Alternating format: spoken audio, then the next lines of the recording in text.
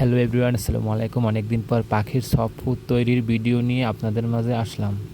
এখানে কিছু ডাল ভিজানো ছিল একদিন আগে এবং কিছু কলমি শাক অনেক ছোট ছোট করে কেটে তারপর ভুট্টার গুঁড়া এবং গমের ভুসি গুঁড়া সেটা মিক্স করে তারপর একটা ডিম সেদ্ধ একদম এগুলোর সাথে কুচায়ে দিয়ে তারপর মিক্সড করে দিতেছি।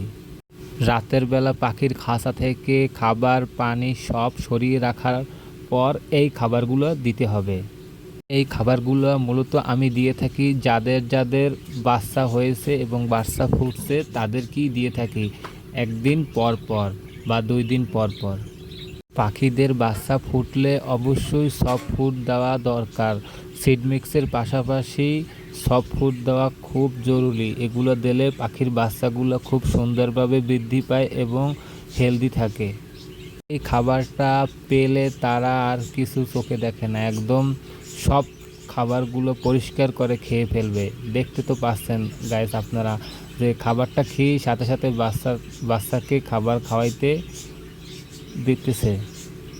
ব্রিডিং সিজন যেহেতু চলে আসছে, পাখির বাচ্চা কাচ্চা আলহামদুলিল্লাহ বেশি হওয়ার সম্ভাবনা, তো সেই জন্য এই কেয়ারটা করা খুব দরকার। একটু যদি কষ্ট না করা হয় তাহলে তো ফল ভালো পাওয়া যাবে না, সেজন্য এদেরকে যত সম্ভব কেয়ার করা দরকার এই অবস্থায়।